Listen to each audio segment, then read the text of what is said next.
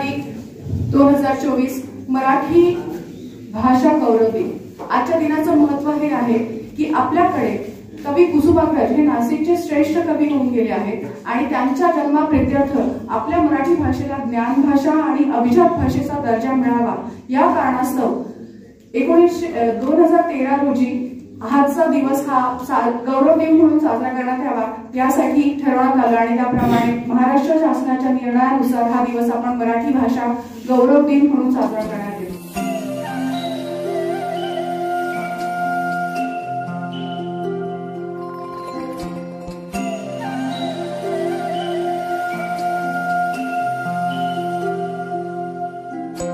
लाभले आम्हास भाग्य बोलतो मराठी। लाभले आम्हास भाग्य हा आमचा आहे बाणा ही आमची आहे बोली आसमानी झळके भव्य पताका भगव्या जरी पटक्याची। महाराष्ट्र भूमी जन्मभूमी कर्मभूमी ही आमची महावंदनीय अतिप्राणप्रिय ही माय मराठी। बोलतो मराठी जाहलो खरेच धन्य ऐकतो मराठी। मराठी राजभाषा दिनाचे आज 27 फेब्रुवारी कविवर्य कुसुमाग्रज वि.वा. शिरवाडकर यांचा जन्मदिवस आपण मराठी राजभाषा दिन म्हणून साजरा करतो। मराठी राजभाषा दिनाच्या तुम्हा सगळ्यांना या ठिकाणी शुभेच्छा देतो। आमची मराठी भाषा ही टिकून राहील। आपण बघतोय की मोठमोठ्या स्तरावर एका अर्थाने मराठी भाषेवर आक्रमण अन्य भाषांचं झाल्याचं आपल्याला बघायला मिळतं। दिवसभरामध्ये बोलताना आम्ही शुद्ध मराठी बोलतोय का याच्याकडे सुद्धा आमचं लक्ष नसतं। मी माझ्यापासून म्हणेन की मला सुद्धा बोलताना कारण शब्द इतक्या मोठ्या प्रमाणात अन्य भाषांचे आपल्या भाषेमध्ये आले या गोष्टीचा विचार आम्ही जर केला नाही तर पुढच्या पिढीला हळूहळू आपल्या भाषेतील कितीतरी चांगले शब्द आपण बघतो की मराठी भाषेला खूप मोठा इतिहास आहे। संत ज्ञानेश्वरांनी मराठी भाषेचं असलेलं महत्व 1212 साली त्यांनी लिहिलेली ज्ञानेश्वरी विकसित आणि परिपूर्ण असलेले आपल्या मराठीचं खूप मोठं उदाहरण ज्ञानेश्वरीच्या माध्यमातून आपल्याला बघायला मिळतं। एवढी संपन्न खजिना एका अर्थाने आपल्या मराठी भाषेचा असताना सुद्धा आम्ही अन्य भाषांमध्ये संवाद साधतो। आमचे व्यवहार अन्य भाषांमधून करतो। आवश्यकता असेल तर करायला हरकत नाही। अन्य भाषांचा आम्ही आदर नक्की करतो परंतु आम्हाला आमच्या मराठी भाषेचा कुठेतरी अभिमान असला पाहिजे। धर्मपंथ जात एक जाणतो मराठी। धर्मपंथ जात एक जाणतो मराठी। हे वढ्या जगात माया मानतो मराठी। बोलतो मराठी ऐकतो मराठी जाणतो मराठी। मी बाहूंनी स्वतंत्रता राखायाची खांद्यावरी या विसावे शांती उद्याच्या जगाची। म्हणून या माझ्या डोळा नाही थेंब ही दुःखाचा। मी ही महाराष्ट्र कन्या धर्म जाणते वीरांचा। महाराष्ट्र जिजाऊंच्या संस्कारांचा शिवरायांच्या विचारांचा शाहू महाराजांच्या पुरताम लढ्यांचा बाबासाहेबांच्या लेखणीचा असा हा महाराष्ट्र। अशा या महाराष्ट्राच्या मातृभूमीला मी प्रथम मुद्रा करते आणि माझ्या विषयाकडे वळते। 27 फेब्रुवारी मराठी राजभाषा दिनाच्या तुम्हाला सर्वांना खूप खूप शुभेच्छा। मराठी असे आमची मायबोली मराठी असे आमची मायबोली जरी ती भिन्न धर्मांनी असो मित्र जरी आम्ही तिचे ती म्हणजे आमच्या हृदय मंदिरी बसो हृदय मंदिरी बसो। लिहिली ज्ञानेश्वरी तुकोबांनी रचली गाथा। ज्ञानेश्वरांनी लिहिली ज्ञानेश्वरी तुकोबांनी रचली गाथा। समृद्ध संपन्न झाली माझी मराठी भाषा माझी मराठी भाषा। आम्हास भाग्य बोलतो मराठी जाहलो खरेच धन्य ऐकतो मराठी। ज्ञानपीठ पुरस्कार ज्येष्ठ कवी मराठी विष्णू वामन शिरवाडकर उर्फ कुसुमाग्रज यांच्या महाराष्ट्राच्या सांस्कृतिक क्षेत्रातील योगदान महत्त्वपूर्ण असल्याने 21 जानेवारी 2013 रोजी महाराष्ट्र शासनाच्या निर्णयानुसार 27 फेब्रुवारी हा कुसुमाग्रजांचा जन्मदिवस आपण मराठी भाषा गौरव दिन म्हणून साजरा केला जातो. मला पावसात आलं कोणी, ओळखलं का सर मला पावसात आलं कोणी. कपडे होते कर्दमलेले केसावरती पाणी, कपडे होते कर्दमलेले केसावरती पाणी. क्षणभर बसला नंतर हसला बोलल्यावरती पाहून, क्षणभर बसला नंतर हसला बोलल्यावरती पाहून.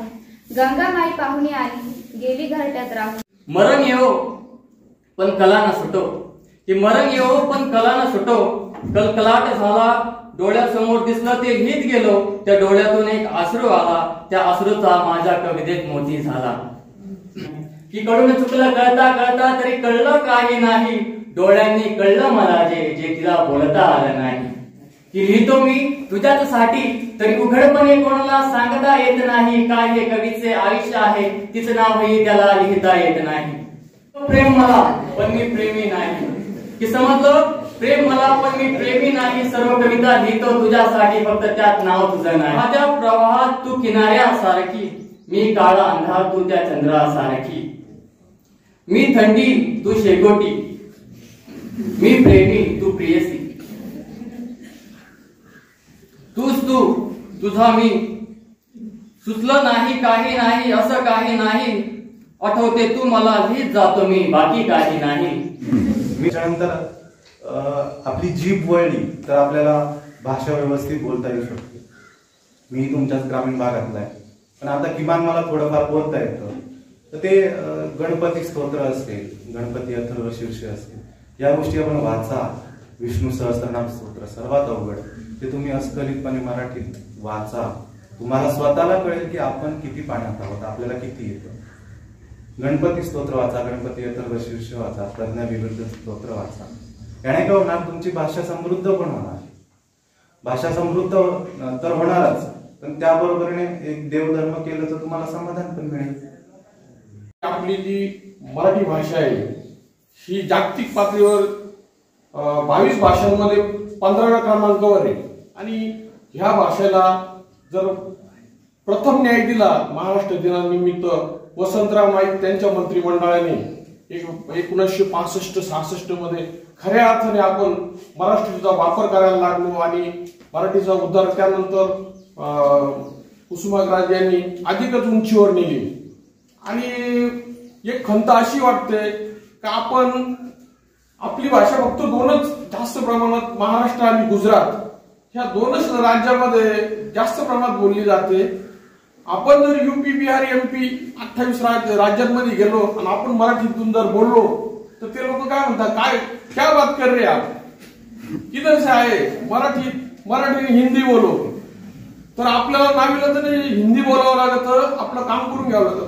परंतु त्या लोकांचा लोंढा जेव्हा आपल्या महाराष्ट्रात येतो तेव्हा आपणच काय करतो, अरे हा परप्रांतीय कैसे भाई कब आहे, आपण त्यांना प्रोत्साहन देतो. आपण त्यांना प्रोत्साहन देण्याऐवजी ना, तो आल्यानंतर तो आलास तिथे कायमची बी राहतात, तर तू मराठी बोल, मराठी शिक आणि मग सर्वांची येळून मिळून राहा. परंतु आपण तसं नाही करीत. आपण सर्वांना सामावून घेतो, सर्व भाषांना सामावून घेतो, आपल्या भाषेला कोणीही सामावून घेत नाही. तर आपण आताच संकल्प करायला पाहिजे की आपल्या शेजारी आसपास यूपी बिहार MP पोट भरायला आला तर त्याला ठणकावून सांगा, दादा रे मराठी शिक, मराठी बोल, आमच्या महाराष्ट्राच्या मराठीचा उद्धार कर. म्हणजे पर्यायानं तुझ्या राज्यात तू मराठी सुरुवात करशील. अशा तऱ्हेनं आपल्या पूर्ण देशात आपल्या मराठीचा स्वाभिमान वाढेल, मराठी सर्व प्रसार होईल. मराठी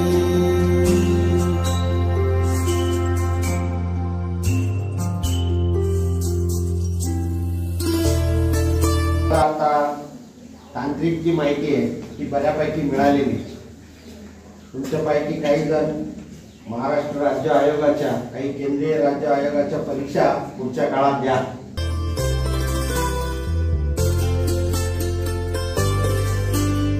आमुच्या मना ग्रंथांची निर्मिती केली. अनेक त्यावेळेला मुघल आक्रमणामुळे फारसी शब्दांचा खूप राज्य व्यवहारात हे होतं. तर किती दूरदृष्टी असावी त्या माणसाला, म्हणजे जो फक्त तलवार दांडपट्टा चालवत नव्हता. तुम्ही 3 व्यक्तींचं मी नेहमी सांगतो, डॉक्टर बाबासाहेब आंबेडकर, छत्रपती शिवाजी महाराज आणि तात्याराव जे सावरकर, जे भगुरपुत्र सावरकर म्हणतो आपण, हे विचार आहे. त्याच्यामुळे तुम्ही जेवढं खोलताल तेवढं तुम्हाला दरवेळेला काहीतरी नवीन सापडेल. तर छत्रपती शिवाजी महाराजांनी राज्य व्यवहार कोश निर्माण केला आणि ज्यांच्याबद्दल 200 वर्ष वाईट सांगितलं गेलं असे महाराष्ट्राचे दुसरे छत्रपती संभाजी महाराज यांनी तर 4 ग्रंथ लिहिलेले होते आणि अनेक भाषा त्यांना अवगत होत्या. काळाच्या ओघात जे सोनं असतं ते नेहमी चकाकतं, नेहमी लक्षात ठेवा. आणि म्हणून चांगलं काम करत असताना त्याला वेळ लागतो आणि जे शॉर्टकट घेतात, वाईट गोष्टीचा आधार घेतात, ते लवकर प्रसिद्धीला येतात, पण ते लवकर या रंगमंचावरून लुप्त पण होतात. तर 22 भाषांमध्ये भालेराव सरांनी सांगितल्याप्रमाणे मराठीची गरज आहे. आणि जेव्हा आपला देश स्वतंत्र झाला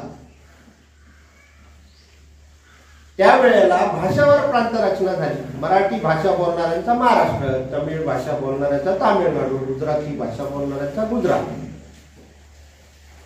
तर महाराष्ट्र राज्य झालं. आपण महाराष्ट्र गौरव गीत पण गातो. पण मी सांगितल्याप्रमाणे की संत ज्ञानेश्वर यांनी भगवान श्रीकृष्णाने जे महाभारत सांगितलंय, गीताचा उपदेश केलेला आहे, तो संस्कृत होता. आणि आपण ज्यांच्या स्मरणार्थ हा दिन साजरा करतो त्यांनी म्हटलंय, त्या बड्या बंडवाल्यात ज्ञानेश्वर माने पहिला. माने म्हणजे समजा, अशा की ज्ञानेश्वरांनी भावार्थ दीपिका रूपांतर केलं, ज्याला आपण ज्ञानेश्वरी म्हणतो. आणि नंतरचा सगळा संप्रदाय, आजपर्यंतचा वारकरी संप्रदाय म्हणतो, एकतरी ओवी अनुभवावी. ज्ञानेश्वरीमध्ये अनेक ओव्या आहेत, जीवनाचं तत्वज्ञान आहे. आता तुमच्या आमच्यासारखे हजारो जण त्याच्यात PhD करतात. एका ओवीवर PhD होते. दंग ते मराठी आमुच्या